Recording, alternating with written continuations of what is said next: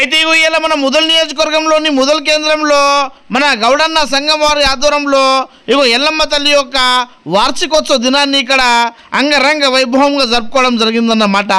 అయితే ఇక్కడ ఈ తల్లి ఈ విధంగా దర్శనమిస్తూ కొన్ని వందల వేల మందికి ఇక్కడ ఆపదలో ఉన్న వారికి ప్రతి ఒక్కరికి రక్షణగా ఉంటున్నటువంటి తల్లి మన ఈ ఎల్లమ్మ. ఈ ఎల్లమ్మను దర్శించుకోవడానికి బైన్సా చుట్టుపక్కల గ్రామాలు ముదల్ నియోజకవర్గంలో ఉన్నటువంటి వివిధ గ్రామాలు అదేవిధంగా ఈ యావత్ నిర్మల్ జిల్లా వివిధ జిల్లాల నుంచి కూడా కొన్ని వందల మంది భక్తులు వచ్చి ఈ తల్లి యొక్క దర్శనాన్ని ఇలా అక్కడ తీసుకున్నారన్నమాట.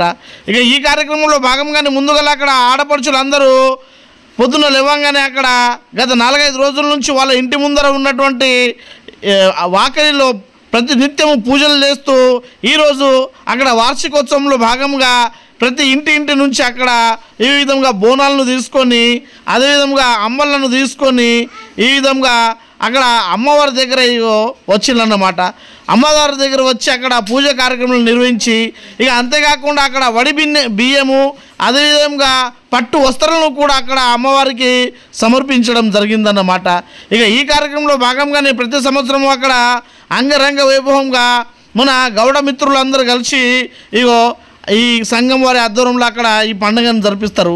అందుకే అక్కడ చూడండి మనము ప్రత్యక్షంగా చూస్తున్నాము, ఎంతో అద్భుతమైనటువంటి చిత్రాలు చూస్తున్నాము. గౌడ మిత్రులు అక్కడ కళ్ళు గీసే చిత్రాలు ఇక వారి ఆధ్వర్యంలో ఇక్కడ ప్రతి సంవత్సరము అమ్మవారి యొక్క ఈ వార్షికోత్సవ కార్యక్రమాలను నిర్వహించబడతాయి అన్నమాట.